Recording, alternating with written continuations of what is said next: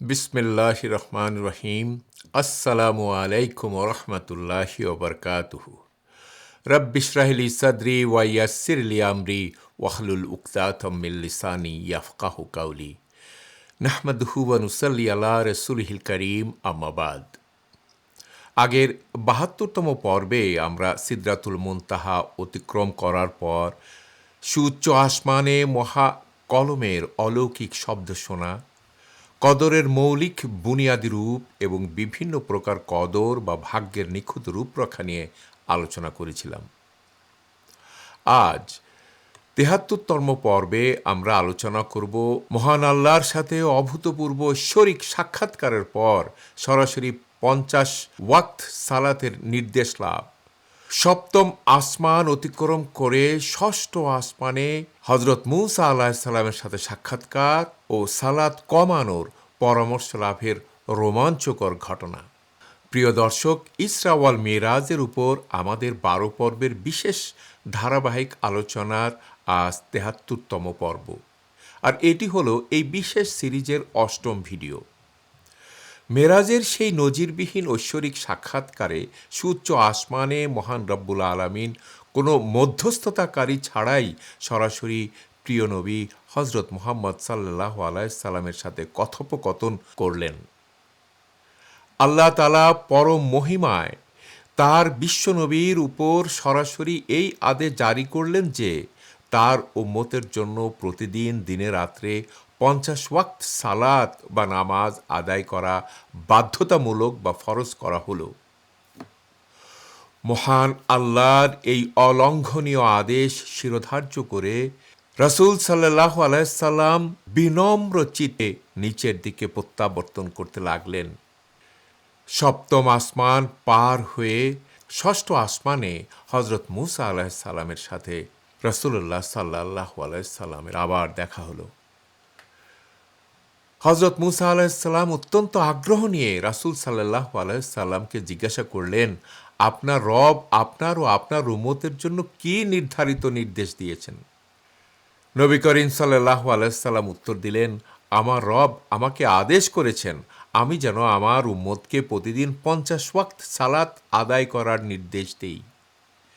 এ কথা শোনা মাত্রই উম্মত পরিচালনায় অভিজ্ঞ হজরত মূসা আলাইহিস সালাম আকুল হয়ে বললেন, হে আল্লাহর রসূল, আপনি অবিলম্বে আপনার রবের দরবারে পুনরায় ফিরে যান এবং এটি কমিয়ে দেওয়ার জন্য ব্যাকুল আর্জি জানান, কারণ আমি বনী ইসরায়েল জাতিকে নিয়ে দীর্ঘকাল পরীক্ষা চালিয়েছি, কিন্তু তাদের স্বভাব খুব ভালো করেই জানি।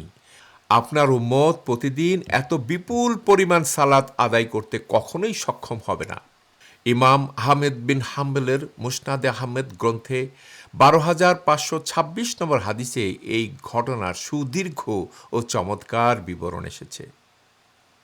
হজরত মূসা আলাইহিস সালামের মতো একজন জাদরেল ও বর্ষিয়ান নবীর কাছ থেকে এমন দরদি পরামর্শ পাওয়ার পর পরম বিনয়ী রাসূলুল্লাহ সাল্লাল্লাহু আলাইহি সাল্লাম পাশে অবস্থানরত প্রধান ফেরেশতা হজরত জিব্রাইল আলাইহিস সালামের দিকে তাকালেন এবং তার অভিমত জানতে চাইলেন। জিব্রাইল আলাইহিস সালাম মাথা নেড়ে তার পূর্ণ সম্মতি জানালেন এবং হজরত মূসা আলাইহিস সালামের প্রজ্ঞাপূর্ণ প্রস্তাবের সাথে একমত প্রকাশ করলেন। এখানে লক্ষ্য করার মতো বিষয় হচ্ছে, হজরত মূসা আলাইহিস সালামের মতো মহান একজন নবীর নিকট থেকে পরামর্শ পাওয়ার পরও রাসূল সাল্লাল্লাহু আলাইহি সাল্লাম তার সাথে সাথে এককভাবে কার্যকর করেননি, বরং সুযোগ থাকায় শ্রেষ্ঠ ফেরেশতা জিব্রাইল আলাইহিস সালামের কাছ থেকে দ্বিতীয় মত গ্রহণ করলেন। ফলে সন্তুষ্ট ও প্রশান্ত চিত্তে সিদ্ধান্ত গ্রহণ করা তার জন্য সহজতর হল। অতঃপর রাসূল সাল্লাল্লাহু আলাইহি সাল্লাম পুনরায় তার রবের দরবারের উদ্দেশ্যে ঊর্ধ্বমুখে যাত্রা করলেন। আল্লাহ সুবহানাহু ওয়া তাআলার দরবারে ফিরে গিয়ে রাসূল সাল্লাল্লাহু আলাইহি সাল্লাম পরম আকুতি জানিয়ে সালাতের সংখ্যা কমিয়ে দেওয়ার বিনম্র আবেদন জানালেন। পরম করুণাময় আল্লাহ তার হাবিবের সেই ব্যাকুল আবেদন মঞ্জুর করলেন এবং সালাতের পরিমাণ কমিয়ে অর্ধেকে অর্থাৎ দিনে ২৫ বার সালাত আদায়ের আদেশ দিলেন। পবিত্র মন নিয়ে রাসূল সাল্লাল্লাহু আলাইহি ওয়াসাল্লাম যখন আবার নিচের দিকে নামছিলেন, তখন ষষ্ঠ আসমানে পুনরায় হযরত মূসা আলাইহিস সালামের সাথে তার দেখা হলো। হযরত মূসা আলাইহিস সালাম বনী ইসরায়েলের দীর্ঘ অভিজ্ঞতার কথা স্মরণ করিয়ে দিয়ে আবার বললেন, হে আল্লাহর রাসূল, আপনার রবের দরবারে আবার ফিরে যান এবং এটিও আরও কমানোর আর্জি জানান, কারণ আমি বনী ইসরায়েলকে নিয়ে পরীক্ষা করে দেখেছি তারাও এত বিপুল দায়িত্ব পালন করতে সক্ষম হয়নি। আপনার উম্মতও প্রতিদিন 25 বার সালাত আদায় করতে পারবে না। এভাবে আমাদের প্রিয় রাসূল সাল্লাল্লাহু আলাইহি ওয়াসাল্লাম প্রজ্ঞাপূর্ণ এই পরম পরামর্শ নিয়ে বেশ কয়েকবার মহান আল্লাহর আরশে মুআল্লা ও ষষ্ঠ আসমানের মাঝে যাতায়াত করেছিলেন।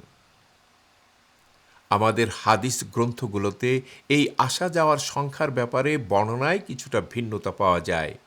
কোনো বর্ণনায় এসেছে তিনি 5 বার গিয়েছিলেন, আবার কোনো বর্ণনায় এসেছে 10 বার, যেখানে প্রতিবার 5 ওয়াক্ত করে সালাত কমানো হয়েছিল।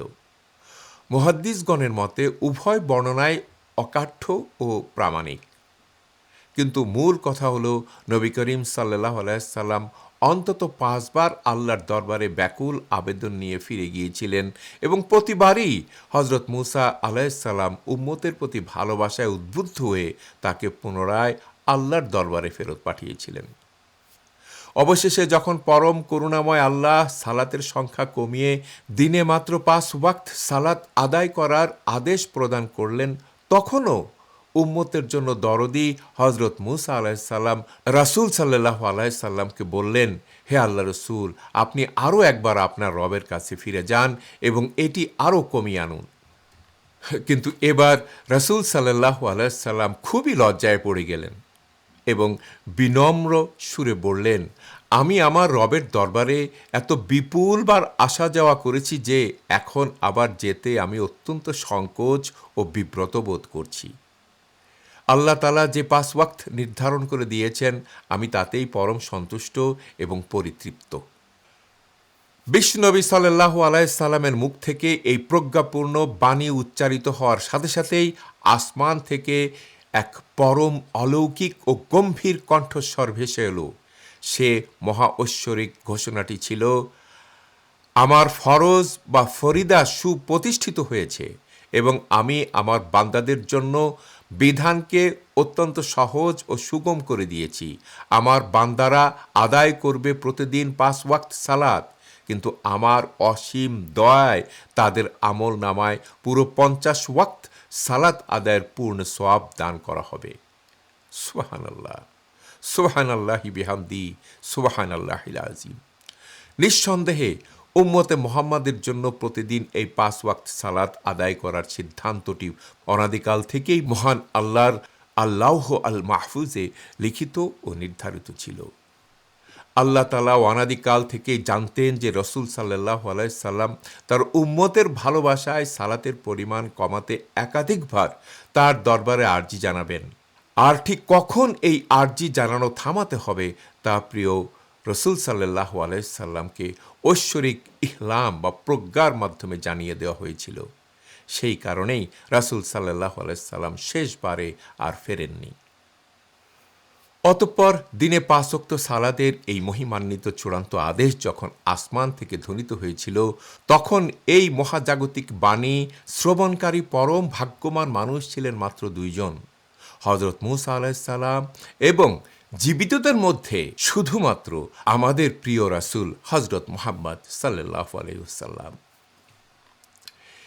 এখানে একটি অত্যন্ত প্রজ্ঞাপূর্ণ প্রশ্ন আমাদের হৃদয়ে দোলা দিতে পারে। আল্লাহ সুবহানাহু ওয়া তাআলার পরম অনাদি কদর তো পূর্ব থেকেই নির্ধারিত ছিল যে উম্মতে মুহাম্মাদি দিনে 5 ওয়াক্ত ফরজ সালাতি আদায় করবে।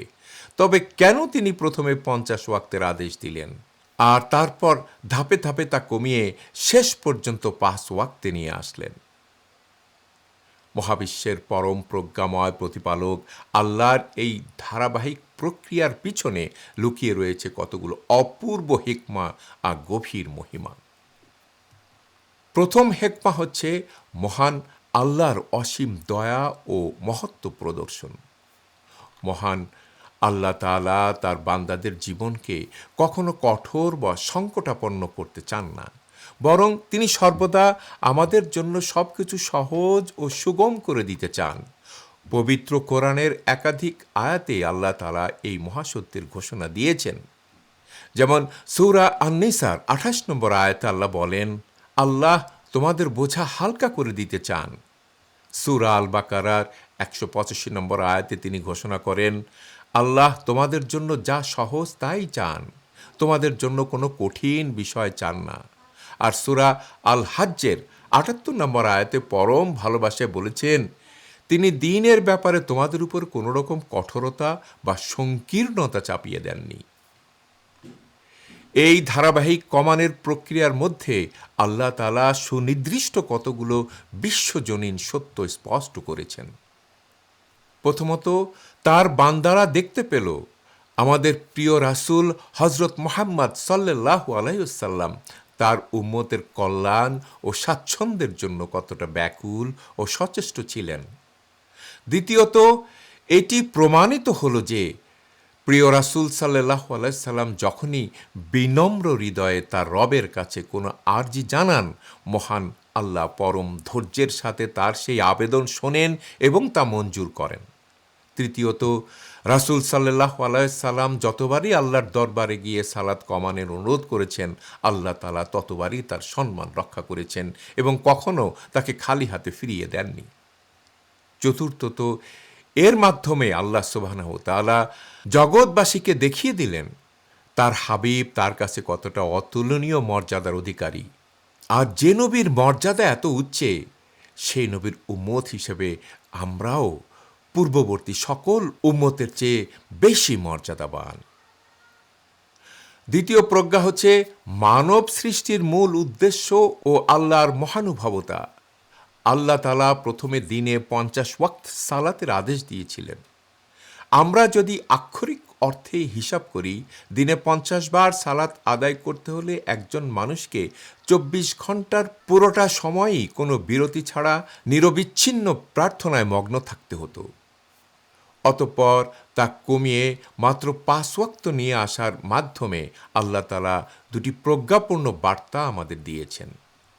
প্রথমত, মানব জাতিকে স্মরণ করিয়ে দেওয়া যে আদম সন্তানকে মূলত মহান আল্লাহর একচ্ছত্র ইবাদতের জন্যই সৃষ্টি করা হয়েছে।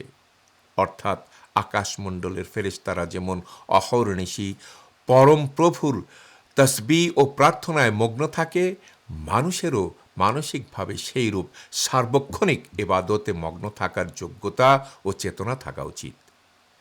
দ্বিতীয়ত, যদিও মানুষ সৃষ্টির মূল উদ্দেশ্য ইবাদত, কিন্তু পরম করুণাময় পরম প্রভু ভালো করেই জানেন যে দৈহিক ও মানসিকভাবে মানুষ সারাদিন অবিরাম সালাত আদায় করতে সক্ষম হবে না। তাই তিনি তার অসীম অনুকম্পায় ৫০ ওয়াক্তের সেই বিধানকে সংকুচিত করে মাত্র ৫ ওয়াক্তে নামিয়ে আনলেন। আজ মাত্র ২০-৩০ মিনিটের মধ্যে একজন মুমিন তার সারাদিনের ৫ ওয়াক্ত ফরজ সালাত আদায় করে নিতে পারে। সুবহানাল্লাহ। এর মাধ্যমে প্রমাণিত হয় পরম দয়ালু আল্লাহ তার বান্দাদের নিকট থেকে সামান্য একটু আন্তরিক আনুগত্য ও ইবাদতেই পরম তুষ্ট হয়ে যান। আল্লাহ সুবহানাহু ওয়া তাআলা এবং তার প্রিয় হাবিব হযরত মুহাম্মদ সাল্লাল্লাহু আলাইহি সাল্লামের মধ্যকার এই সাক্ষাৎকারটি ছিল সমগ্র মহাবিশ্বের ইতিহাসে এক নজিরবিহীন ও অলৌকিক ঐশ্বরিক মিলন। সুউচ্চ আসমানে এই সাক্ষাতের মাধ্যমে মহান আল্লাহ তাআলা তার বিশ্বনবী এবং তার উম্মতের মধ্যে ৩টি বিশেষ উপহার বা মহাসম্পদ দান করেছিলেন। প্রথম উপহার প্রতিদিনের ৫ ওয়াক্ত সালাত। এই ৫ ওয়াক্ত সালাতের মধ্যেই উম্মতের জন্য ৫০ ওয়াক্ত সালাতের সমপরিমাণ সওয়াব নিহিত রাখা হয়েছে। দ্বিতীয় উপহার পবিত্র কোরআনের বরকতময় সূরা আল বাকারের শেষ ২টি আয়াত, যা সরাসরি আরশের নিচের বিশ্বকোষীয় ভাণ্ডার থেকে মহানবী সাল্লাল্লাহু আলাইহি সাল্লামকে প্রদান করা হয়। এবং তৃতীয় উপহার মহান আল্লাহর বিশেষ বিশ্বজনীন প্রতিশ্রুতি, উম্মতে মুহাম্মাদের মধ্যে যে ব্যক্তি কখনো শিরকের মতো মহাপাপে লিপ্ত না হয়ে তৌহিদের উপর ইন্তেকাল করবে, তার কবিরা গুনাহ থাকলেও মহান আল্লাহ তাকে ক্ষমা করবেন এবং শেষ পর্যন্ত জান্নাতে প্রবেশ করাবেন। সহিহ মুসলিমের 173 নম্বর হাদিসের বর্ণনা এসেছে, হযরত আব্দুল্লাহ ইবনে মাসুদ রাদিয়াল্লাহু আনহু এই 3টি বিশেষ উপহার লাভের কথা নিশ্চিতভাবে স্মরণ করিয়ে দিয়েছেন। এই পর্যায়ে আরও একটি সুন্দর ও গভীর প্রশ্ন বান্দার মনে জাগ্রত হতে পারে, মেরাজের রাতে আল্লাহ তাআলা ও তার রাসূল সাল্লাল্লাহু আলাইহি সাল্লামের মধ্যে তো কত দীর্ঘ ও গভীর আলোচনা হয়েছিল, তবে সালাতের আদেশ ছাড়া অন্য কোনো কথোপকথনের বিস্তারিত বিবরণ আমাদের কেন জানানো হলো না? ইসলামী গবেষক ও আলেমগণ বলেন, এর পিছনে রয়েছে বিশেষ প্রজ্ঞা ও এক অনন্য মহিমা। যা ঘটেছিল তার বহু কিছুই ছিল আল্লাহ ও তার প্রিয় হাবিবের মধ্যকার সম্পূর্ণ ব্যক্তিগত ও একান্ত বিষয়।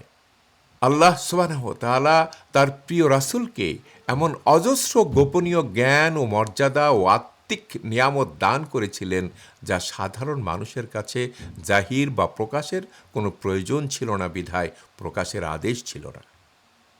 কাজেই সেই বরকতময় রাতে আরশে মুআল্লায় তাদের মধ্যকার পূর্ণাঙ্গ কথোপকথনের গোপন রহস্য একমাত্র মহান আল্লাহ এবং তার প্রিয় রাসূলই সবচেয়ে ভালো জানেন।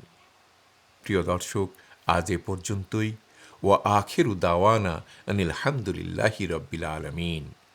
পরবর্তী ৭৪তম পর্বে আমরা জানব আরশে মুআল্লায় মহান আল্লাহর সাথে ঐশ্বরিক সাক্ষাৎকারের পর অন্যান্য অলৌকিক দৃশ্য দেখার গভীর হিকমত। রাসূল সাল্লাল্লাহু আলাইহি সাল্লাম কি আল্লাহকে স্বচক্ষে দেখেছিলেন নাকি নূরের পর্দা দেখেছেন? এবং পবিত্র কোরআনের সূরা আন-নাজমের 1 থেকে 18 নম্বর আয়াতের আলোকে মেরাজের গভীর আত্মিক সত্য। এখন আমি বিনয়ের সাথে আপনাকে এই সিরাতের সাথে সংযুক্ত হওয়ার জন্য অনুরোধ করছি। এই বরকতময় উদ্যোগে আমাদের সাথে যোগ দিন। আপনিও এই সিরাত সিরিজটি অন্যদের সাথে শেয়ার করার মাধ্যমে সাদাকায়ে জারিয়ার একটি উৎস তৈরি করতে পারেন। প্লিজ আমাদের চ্যানেলটি সাবস্ক্রাইব করুন, নোটিফিকেশন বেলটি চেপে রাখুন যাতে কোনো পর্ব মিস না হয়, আর এই ভিডিওটি আপনার প্রিয়জনদের মাঝে ছড়িয়ে দিন।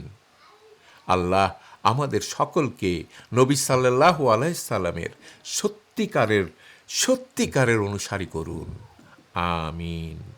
জাযাকুমুল্লাহু খায়রান। আসসালামু আলাইকুম ওয়া রাহমাতুল্লাহি ওয়া বারাকাতুহু।